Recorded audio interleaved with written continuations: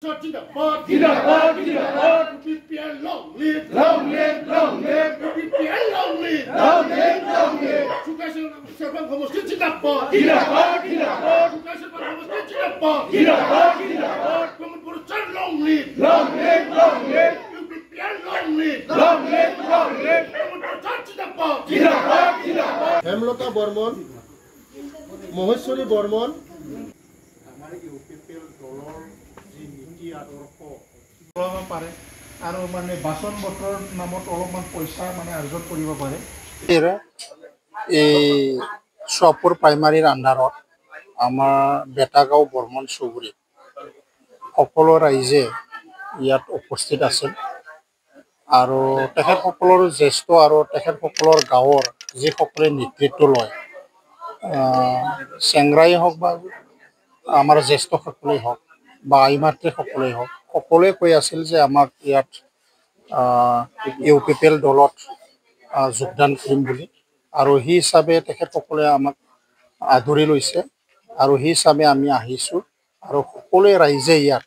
যিসকল জ্যেষ্ঠ যিসকলে যুৱক যুৱতী আৰু যিসকলে মানে আই মাতৃসকল তেখেতসকলে চবেই ইউপিপিএলত যোগদান কৰিছে আৰু তেখেতসকলক মোৰ তৰফৰ পৰা বা ইউপিপিএল দলৰ পৰা সকলোকে মই স্বাগতম কৰিছোঁ ৱেলকাম কৰিছোঁ যাতে অনাগত দিনবোৰত ইউপিপিএলে এই অঞ্চলত বা বেটাগাঁও যিটো লেফ্ট ছাইড পৰে ইয়াত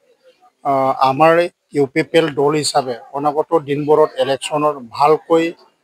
সকলোৱে মিলিজুলি কাম কৰি কিনি ইয়াত যিখিনি দলে খেলিব ইলেকশ্যন ইয়াৰ চাই অধিক ভোট দিয়াৰ কাৰণে তেখেতসকলে কাম কৰিব আৰু তেখেতসকলে মানে প্ৰস্তুত হৈছে আৰু তেখেতসকলে এতিয়া মানে কথা দিছে আৰু সেই হিচাপে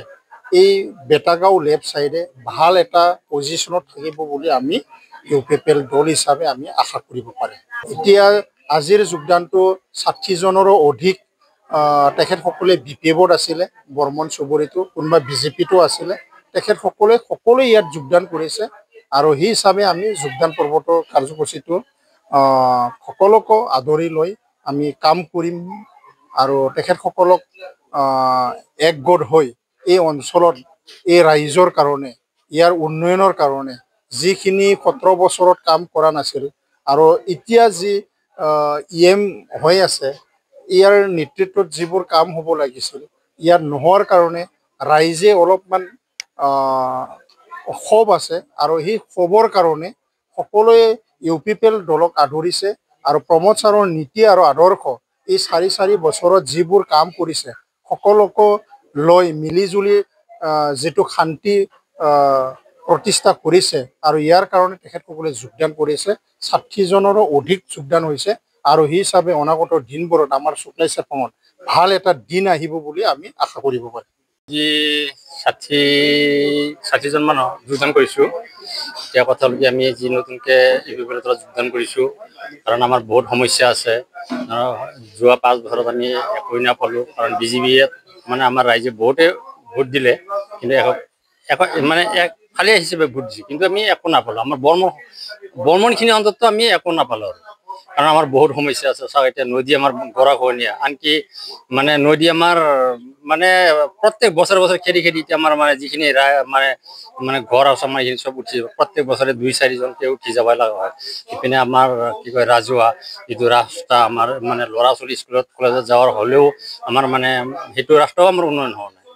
ইপিনে আমাৰ মন্দিৰ যিটো আমি মানে ৰাজহুৱাভাৱে আমাৰ যিটো মন্দিৰ এই মন্দিৰটো আমি এতিয়ালৈকে তাৰমানে আমি একো কৰিব নোৱাৰোঁ আপোনালোকে দেখাই পাইছে আমাৰ মন্দিৰটোৰ অৱস্থা